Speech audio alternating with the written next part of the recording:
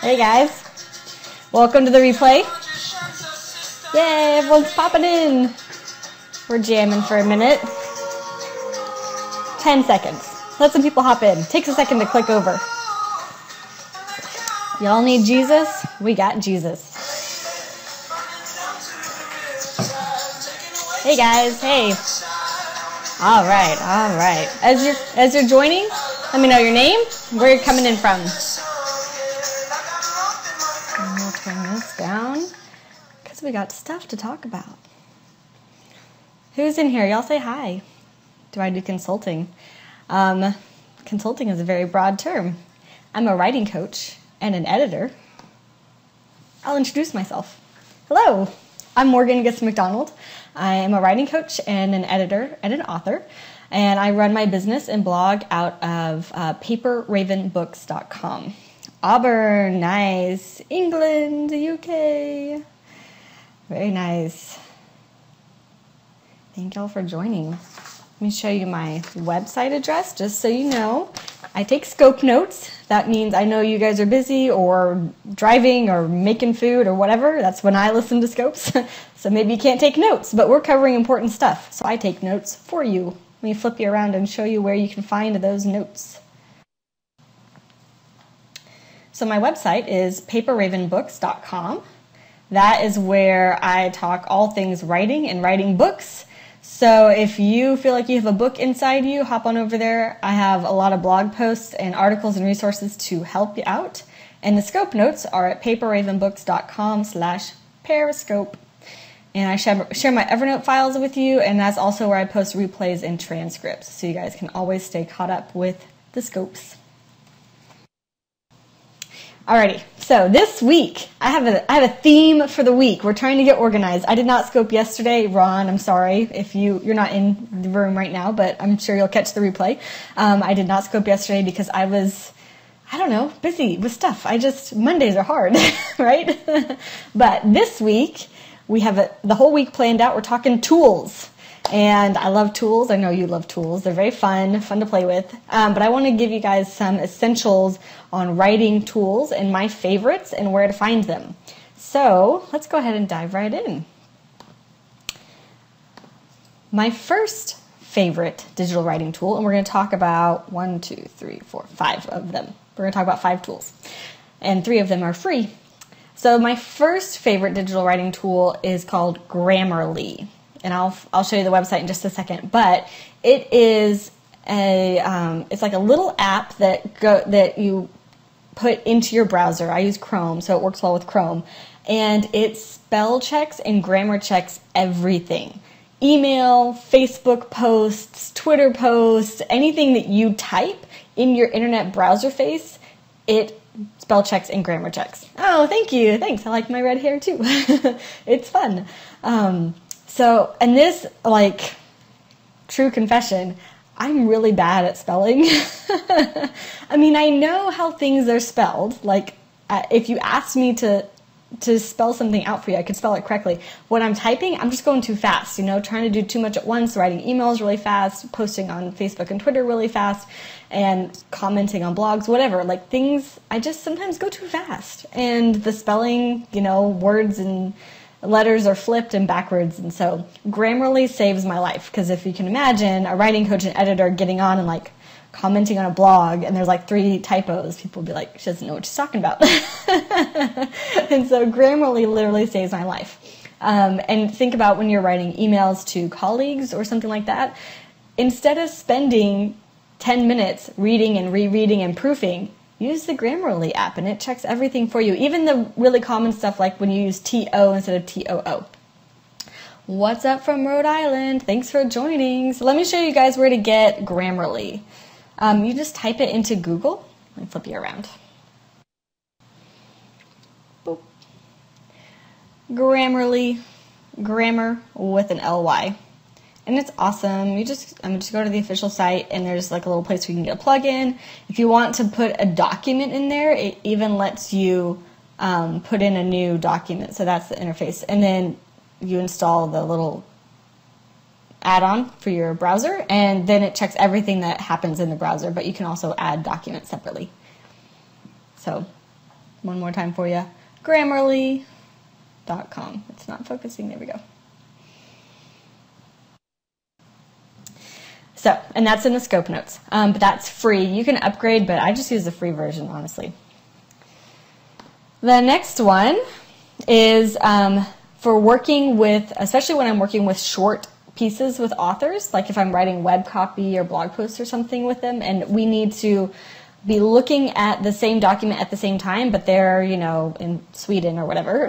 Like we aren't physically in the same space, but we can both use Google Docs. That's my second favorite one, Google Docs, which I will admit I don't like the track changes on Google Docs. It drives me crazy, but I love that the author and I can log into the same Google Doc at the same time, and we can both be playing around with phrases and wording and things like that. So if it's a shorter document, usually 1 to 2 pages, maybe 3 pages, we'll get in there and we'll work on it together. We'll be on the phone and we're both typing, we both can see what changes the other person is making. And so that's a really good way to collaborate like instantly on a document.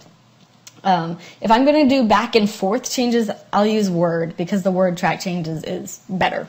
But for that instant connection, Google Docs is awesome. So, hello, let me welcome people who have come in. Welcome as you guys are coming in. Let me know your name and where you're coming in from. I am Morgan Gist McDonald. I'm a writing coach and editor and author, and today we are talking about writing tools. So I've got 5 for you, and I have the scope notes. I'll show you the link for the scope notes so you can get all these info and all these later. But the first one was Grammarly to check spelling and grammar on everything that happens in your web browser. The second one is Google Docs for like real-time collaboration with an author. The third one, also free, is Evernote. If you have hung around me at all, you know I love Evernote. It is where I capture, actually my life. My life is in Evernote, basically. But I capture ideas on the fly in Evernote. So I have a specific little notebook where if it's on my phone. So if I'm out and about and an idea pops into my head, I have this special notebook and I just like type in a note really fast so that when I go home and I'm processing through my day, I can grab those ideas and make notes for whether or not I'm going to flesh them out into like other parts for my writing. So that's evernote.com. And I have it on my desktop, well, my laptop and my phone. Okay, fourth one is Scrivener. So if you're in the writing circles, you probably have heard of Scrivener. It's put out by Literature and Latte. This one is not free. It is $45, but it's an awesome $45. It's the software that I use when I'm writing. Just like by myself, this is first draft territory before it goes to an editor, because I'm an editor, but I also use editors. And so I use Scrivener because it's like, it's a word processing software, much like Microsoft Word. But if you can imagine, when you're using Microsoft Word, you have all of these separate documents. So let's say you are writing, let's say you write blog posts. That's just a really easy example that lots of people can relate to. So let's say you write blog posts. You probably have like a folder on your desktop with tons of blog posts, and each one is its own separate document. So if you're trying to remember what you wrote about last week or last month or last year, you have to go through and double click and wait for each one to open, right? And so that's kind of a slow process, honestly. Scrivener is really cool because specifically with blog posts, it's like everything is open in the same interface. And I'll show you in just a second. But it's like all of the files are there and open, and you can just click from one to the next and it opens instantly so that you can see all of your writing at the same time. And we're going to do a little bit more in-depth kind of tutorial of how I use Scrivener later in the week. But I will show you very briefly kind of what I mean. So here's mine. I'm going to give you guys a fuller tutorial at the end. But for instance, here's all the blog posts that I have published. So as soon as I click through the title, it pops up. And so I can easily browse through all the titles and instantly pull up the blog post. And if I want to like create content, make something new from what I have already done before, then it's really easy for me to browse through this and find snippets that would inspire something new. So that's Scrivener, and I will show you guys more later. Okay, So that was number 4. And then the last one is productivity. This is my favorite productivity tool. It is called the Pomodoro App. And what it does is measure chunks of time. So 25-minute, it has you, back up. It does 25-minute chunks of time and then requires a 5-minute break. And so this is a style of productivity called the Pomodoro technique. And you basically create a list of the things that you're working on for the day. You start at the top of the list. You start your timer at 25 minutes, and the idea is that you work very intensely for 25 minutes and then take a break. And so what I like about this Pomodoro app, let me actually open it up for you, is it's a really simple interface that to use on my desktop. Let me show you. So I just put what I was working on, web copy or this other project, and I just push start, and it starts counting down. And then I can see, it's not interrupting me, but I can see it up in the top here. It's counting down for me, and I know how much time I have left. So it's called, oh, here's the notes for you, by the way, that you'll be able to get in a second. It's called Pomodoro App, and I give you the link to the iTunes app. It's $1.99, but it's totally worth it if you use it. So what I like about it is it's really simple. I like simple tools. And it reminds me when to take a break. That's part of the productivity style, is this burst of work with a mandatory 5-minute break to take your mind off it. And then you come back, another burst of work, and another break. And so I have that on my laptop and my phone. So those are my 5 favorite apps for writing. And if you want the notes that have all of those links and stuff, you go to paperravenbooks.com/periscope. There you go, paperravenbooks.com/periscope. You'll see it has the title of this broadcast and the date, and it'll have little links to the scope notes and the replay and the transcript, although you got to give me some time to get the replay and the transcript up. So that's it, guys. And if you like writing tools, you should stick around for the rest of the week, because tomorrow we are talking about, tomorrow we're going to cover how I organize and keep my writing safe in Dropbox.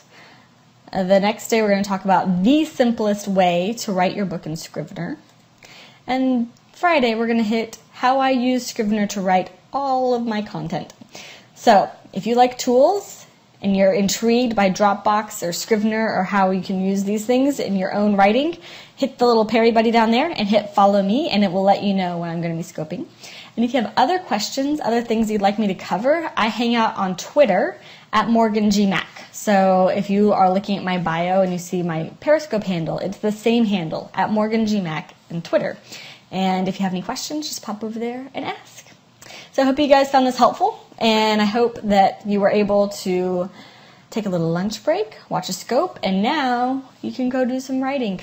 So go do some lunchtime writing, and I will check in with you guys later. Bye.